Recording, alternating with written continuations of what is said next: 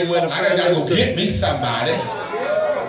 They said they started this little lie years ago talking about I don't know who white people settle with that. If I can't have a leader in my home, I don't want a pizza man.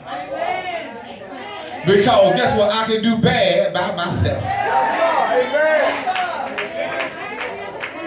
If I got to work 2 jobs and you have to fill out applications, something got to happen. Trying to help somebody. And Jesus said, look here, you got me all twisted up, but I know how to talk. Jesus, I'm the best rapper you ever seen. Y'all don't know nothing about that part, huh? Jesus said, look here, woman, you all over this water and stuff. Let me go ahead and tell you, if you were to drink this drink that I give out. Well, you know she got to be thinking right about now. If you drink the water that I give, I got to deal with this sore spot in you. You thirsty for the wrong reason, but you want to make it think about this well. It ain't about this well. You thirsty for something else. You want somebody else in your life. And all the ones y'all ain't working out, it's like, is it? No. We don't want to get that, God. No. I ain't tell you nothing about that. That's why she jumped down the road and said, I perceive that you're a prophet. I'm jumping ahead of myself. I perceive that you're a prophet. Jesus said, if you drink the water I give, you'll never thirst again. Can I break it on down to somebody here? Say, you'll never thirst again because I'm about to create a worshiper in you. I'm about to pull the worshiper out of you. Oh, my. You don't understand what's in your life that is hindering you from worshiping. Amen. I'm about to unleash and unlock the worshiper that's really in you. That's good. You about to place me where I'm supposed to be. Yes, sir. So if you drink the water that I shall give, you will never thirst again. Amen. Can you imagine somebody sitting there talking and you carnal-minded, you're secular-minded, and you really just lost in the conversation, and somebody said you'll never thirst again? Yep. But can you imagine Jesus telling you that today, you'll never thirst again?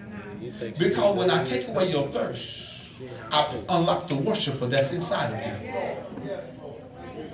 Oh, Lord, that's some good teaching right there.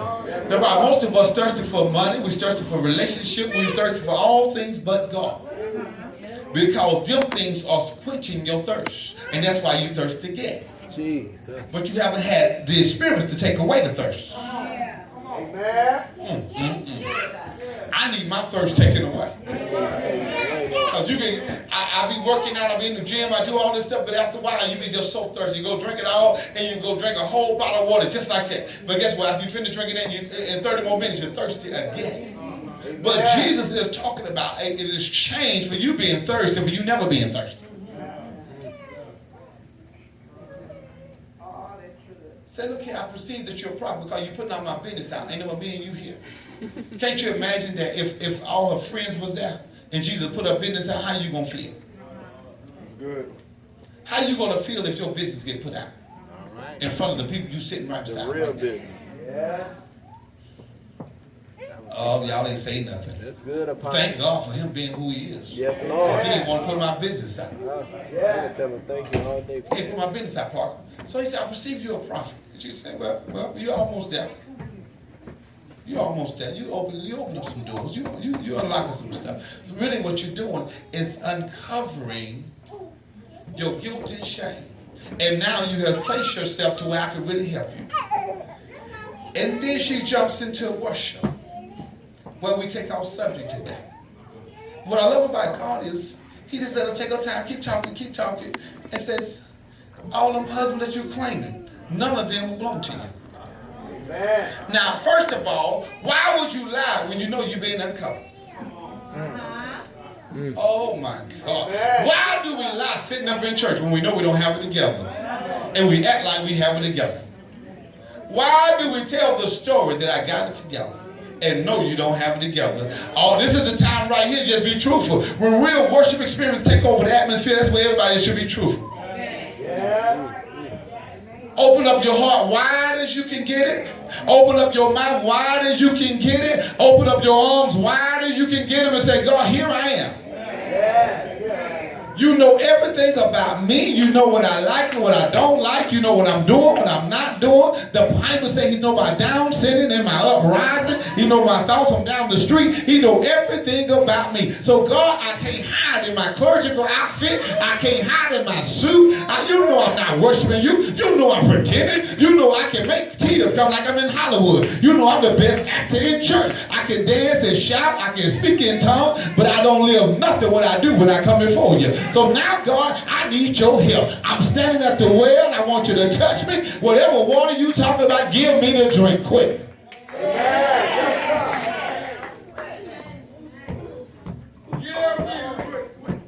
But here we like to pretend.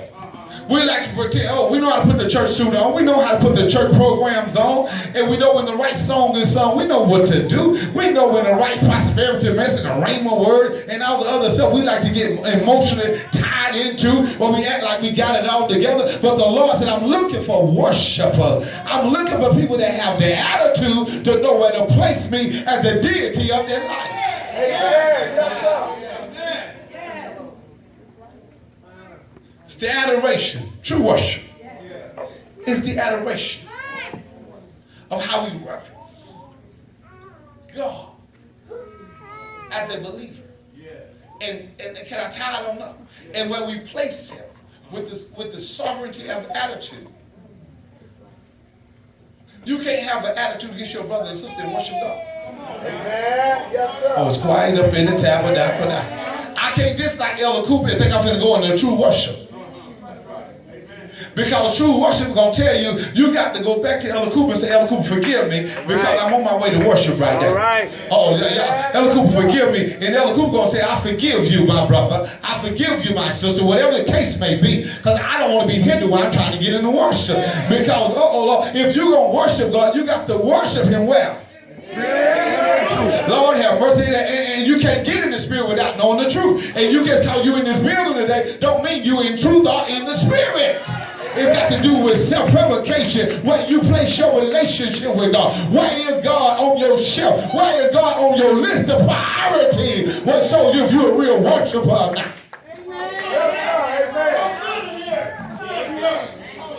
I can't worship until I tell Sinclair I've been holding something. I got to give it to her. Give it to her. God said, you're not a true worshiper. Because the true worshiper has me placed at the top. Yeah. You don't have me placed after the argument that you're trying to solve. Amen. Oh, Lord. You don't have me placed after the thing that you're trying to keep going because you think that somebody got the best of you. The devil lives a lie. Ain't nobody who got the best of you. God was teaching you something. He was sending you through something. Ain't nobody got the best of you. I done been through hell and high water and nobody still got the best of me because I left the best of me for God. God, here I am. Lord have mercy. Here I am. I will bless the Lord. I'm going to bless him right now. Somebody told me y'all feel cussing me out. I feel like they got the best of me. How does somebody get the best of you? Lord, I'm in the house by myself right now. Can I add sacrifice to it?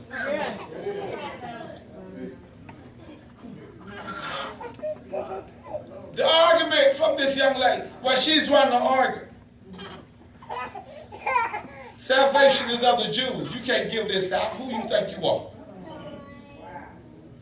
And not only that, we're supposed to worship in Jerusalem. Yeah. I worship when we go to church Sunday. That's good. We worship when the praise team sing. We need to really back away from all this stuff we done got so connected to. Because interrupting church. I'm talking real church. Yes. Praise team singing, so now we worship. Our program's about to go forward. The music playing now. Now let's do our hand. It's so false. Yeah. What makes it so false? Because the placement.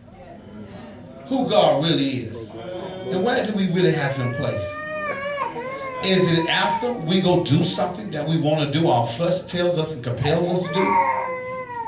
Or is he placed before we do it? A lot of sins would never be committed if he was placed before the sin.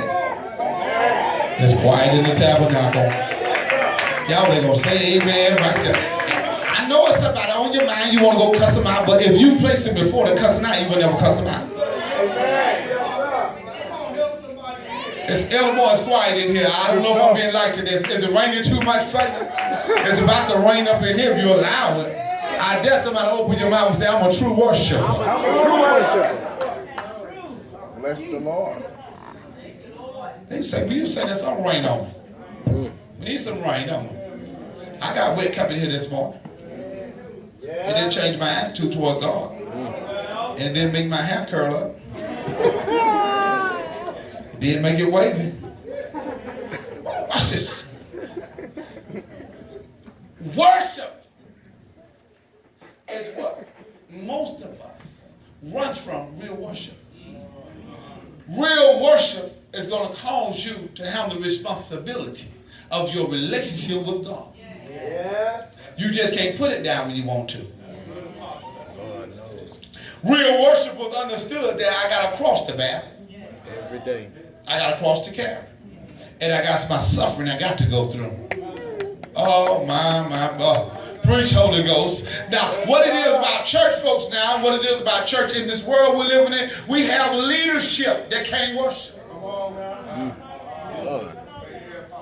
We have too much leadership that can't worship. Amen. Worshiping for the elders and for the bishops and apostles is not rocking from side to side. Amen. Yes, oh, Lord have mercy. Worship for the leadership is not rocking by side to side. Amen.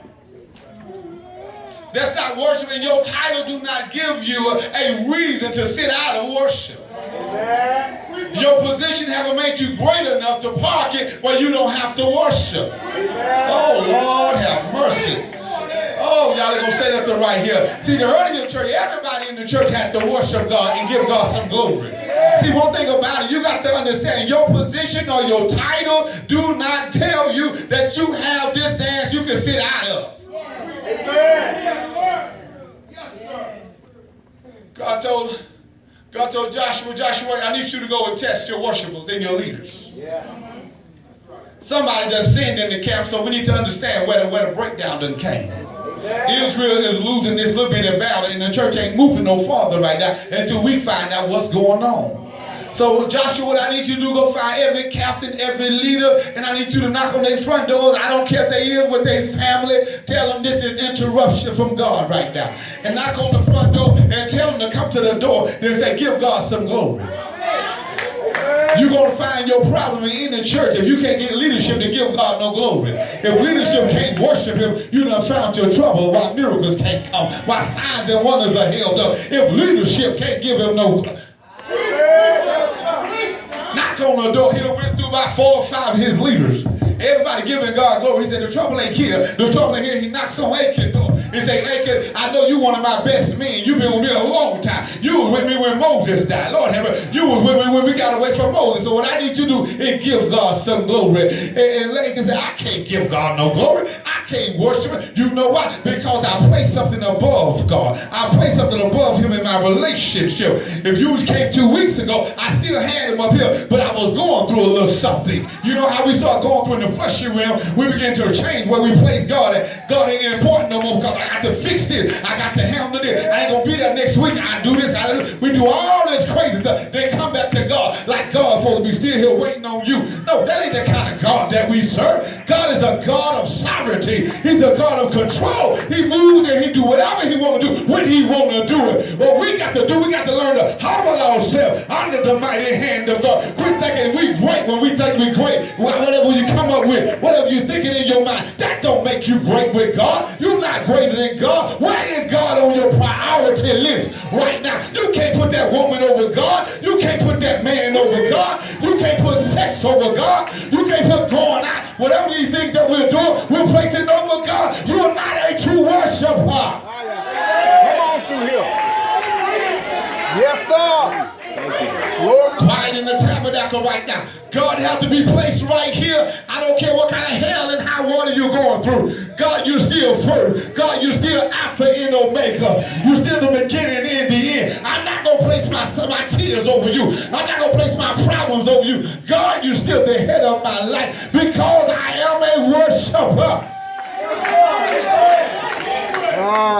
Oh, look how quiet it is in the tabernacle. I can't get no help up in here. You find out because you're a true worshiper. If I was talking about praising God right now, everybody can praise God. Because he said, let everything that has breath praise ye the Lord. But in separation time when he talks about worship, because you got to live right. You got to live holy. You got to present your body a living sacrifice, holy and acceptable unto God. You got to do the right thing because God is expecting you to be a worshiper. So you got to prioritize where he is placed.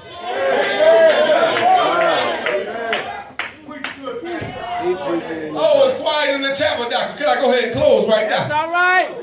Ask your neighbor real quick, touch him on his side real quick, say, oh, you're still a worshiper. Say, if God asks you right now to give him some glory, can you give him some glory? Y'all ain't said that. Ask your neighbor, can you give him some glory? Oh, Lord. I'm talking about, can you give him the glory that he'll receive? Or do you have to repent before you give him some glory? Do you have to say, I'm sorry for what I said? I'm sorry for what I did. Or can you give him some glory because he's God? Can you open up your mouth and give him glory because he's God? Because what he has done. Can you just say, I don't have no reservation. I don't have to go back and repent. I give you glory right now. I don't have no help in here. Somebody will open your mouth and give God some glory right now. I am a worshiper. God is looking for a true worshiper. He's looking for one that says, I don't mind knowing the truth. I want to get in the spirit realm of God. I want to touch in the spiritual realm of God. I don't want to keep going like I'm going. I got to get in the spirit. I got to yield my vessel. I got to turn my plate over. I got to say, yes, Lord.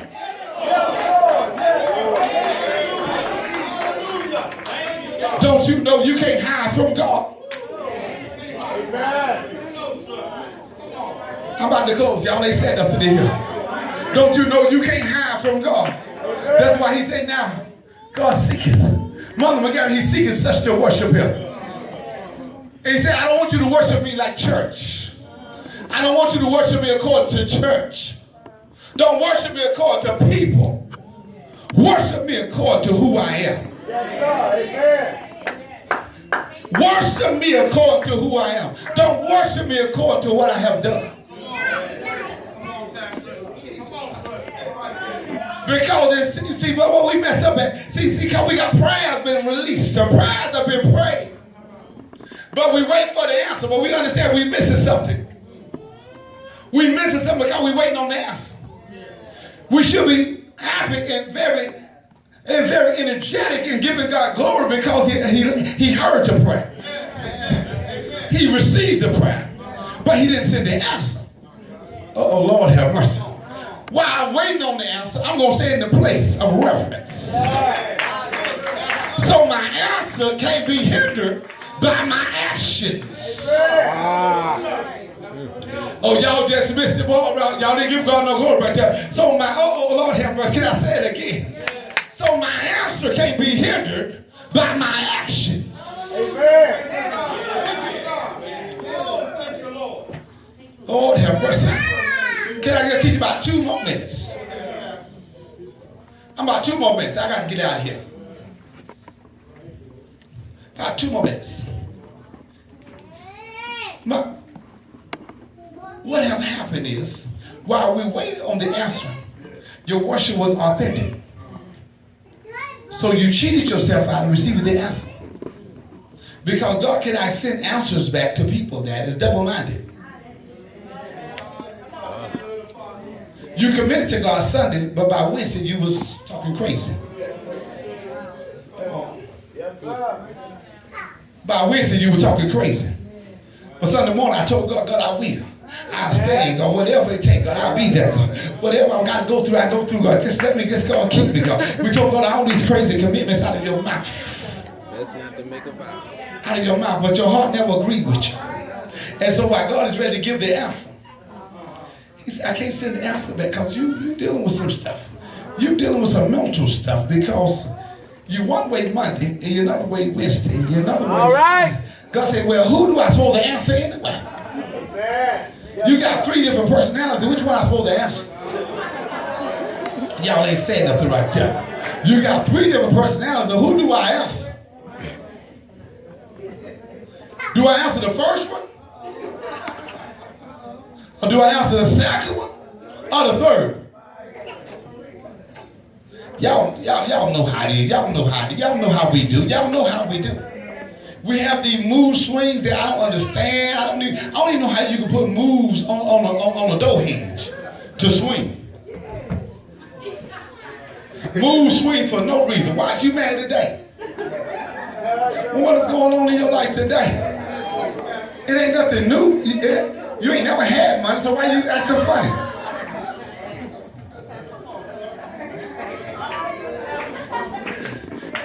You ain't just not telling me your man ain't no good. You had him how many long? He's been the same way for the last 25 years. So what's new? Y'all ain't gonna help the preacher say that right here? He ain't never been good, so what? I leave that one alone. So where did all these mood swings come from? Happy this Sunday. On birthday week, everybody happy. Our birthday week, they go into the spirit of depression. Why you so sad? No, I'm just going through so much. I just want to know when it's supposed to be over. If God takes away all your troubles right now, you wouldn't know him. Because you only know him through trouble. Can I go ahead and preach right now? I feel a little help coming on right there. Because he's a present help in the time of trouble. Where is my trouble at? So I'm going to meet my God today. Come on, God. Where you at? Wake up, Jesus. Where you at? In the time of trouble. He's a present help. He stretches his wings. He steps out. He's uncovering himself. Look at your neighbors. I need some trouble. Because I need to see Jesus.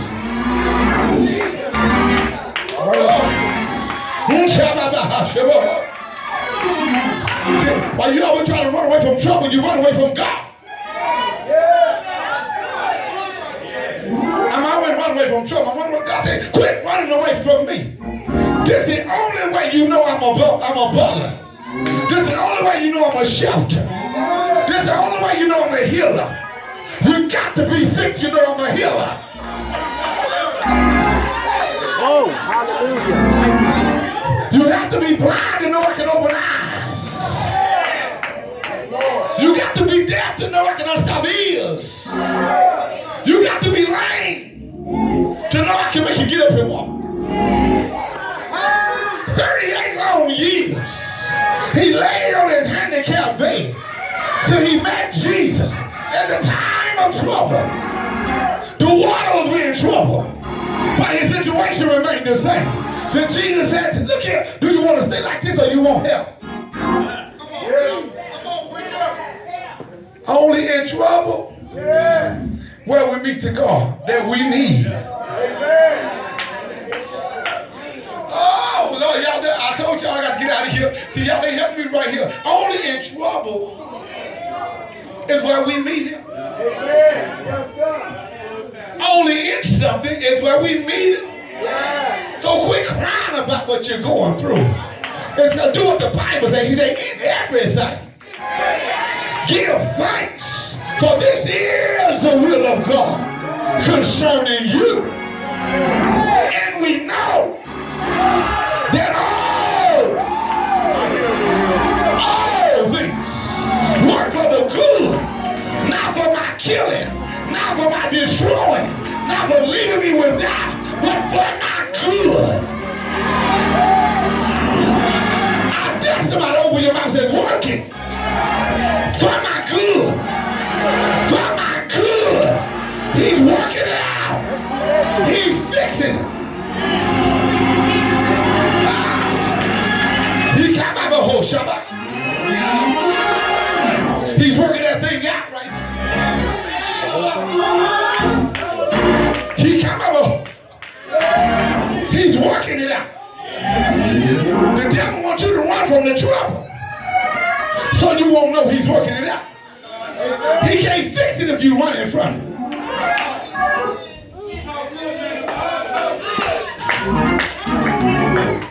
He said what you need is the trouble.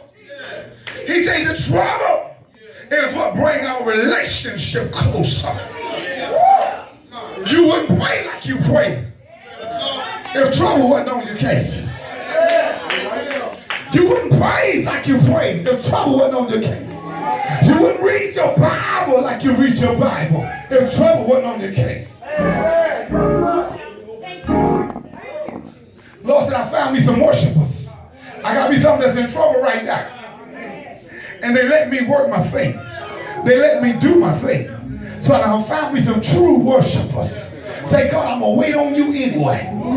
I'm going to wait on you anyway. God, if you don't fix it this week, I'm going to wait on you.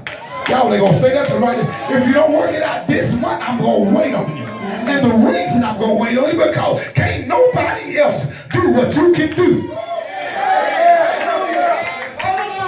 Because if anybody else can fix it, you'll be calling on them right now. But you don't know nobody else. Thank God for the doctor. But the doctor can't do it.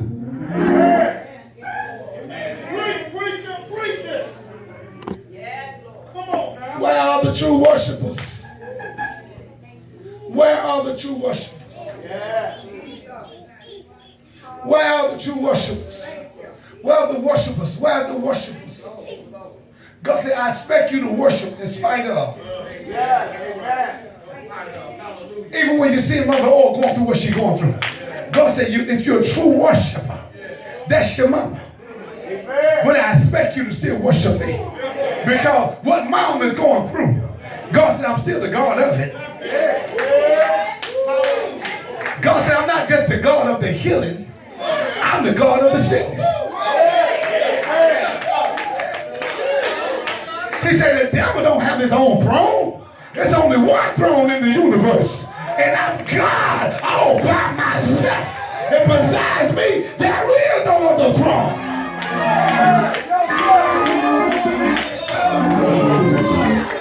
Besides me, there is no other throne.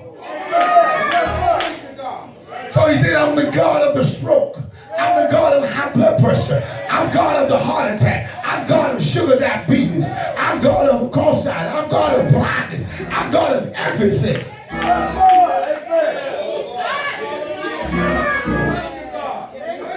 He told him in the Old Book, Old Testament, he told him, look, all you that serve them other gods with the little G. He said they ain't nothing but idols. They ain't nothing but idols without power.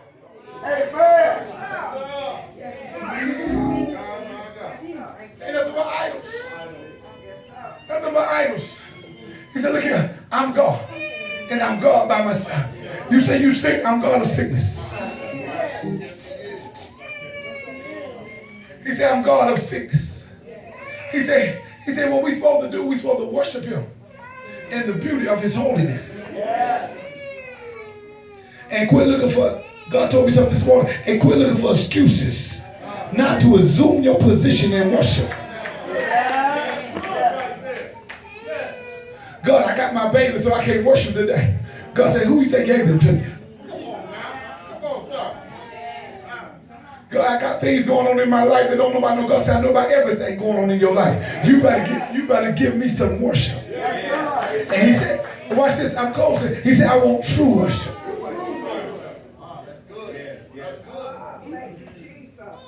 He said, I want true worshipers. True worshipers they don't need reasons. They don't need pastor laying hands on them. They don't need prophetic words every time we have a revival. They say, I didn't get a word the last two revivals, but I'm still a true worshiper. When nobody prophesied to me, I'm a true worshiper. I don't need a word to know who I am. If don't nobody ever call me pastor, I know God called me. See, when you're a true worshiper, you know who you are. And you know when you need a touch from the master. He said, you worship me in spirit and in truth. The little woman at the well, she done left. And when he said, you worship me in spirit and in truth, God said, I'm getting ready to start a revival with this little lady. She's getting ready to run and tell everybody. She's getting ready to tell everybody, come see a man. And he's looking for worshipers. So on your way, I just want you to know he's looking for worshipers. And he's going to tell you just like they told me. I told him Jacob gave us the well. And then I read somewhere in the Bible that he was before Abraham. And was not Abraham. And then he had something to do with Jacob. And then he had something to do with Isaac. The God of Abraham, the God of Isaac, and the God of Jacob. And Jesus turned around and told them one time in the New Testament, he said, look here, he said, before Abraham, I am. Meaning that, Lord have mercy, when Abraham was being called Abel, I was there. And when he was given his title, the father of faith, I was there. Lord have mercy. And when he was getting his title, father of faith, I was there. And I only was out there when Abraham was being called to come forth. I was there when Adam was being created. And I stepped aside and let him be the first Adam. Because I knew that I was going to have to be a second Adam to bring this thing back together. Because the first Adam was going to know how to defeat the devil that I kicked out. Y'all just missed it. See, the first Adam don't know how to deny himself in the wilderness. The first Adam don't know how to tell the devil it is written that man shall not live by bread alone. But the second Adam gonna come along, which is the only begotten, that know how to tell him.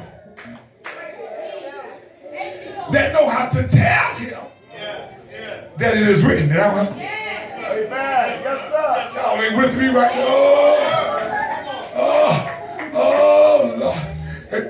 He said, you have to know. Understand right? He said, see, when I came and put the devil in the place, because I see that the first Adam was going to struggle with it. Because he didn't know Lucifer like I knew. And the Bible says in Jesus being led by the Spirit into the wilderness. Being led by the Spirit into the wilderness. Isn't this something that the devil will attack you, Sister Michelle, when you weak? That's why you got to know the word. See, all y'all weak folks here don't know the word. That's why he beat you up. That's why he weighed you out. 40 days and 40 nights he fasted. He was weak in the flesh. So when you ain't got nothing else to lean on, you got to know your word. Jesus said, look, he coming to attack me. I need some nourishment, but since I don't have nothing to eat right now, I better go ahead and tell him it's written. That man shall not live by. Can I go ahead and give it to y'all like God is giving it to me? Man shall not live by all this food and buffets and stuff we get into. Well, you think you living. But you ain't doing no making your flesh stronger. And can I say this like this? You ain't doing no making your enemy more supportive and fight you. I am quiet up in here.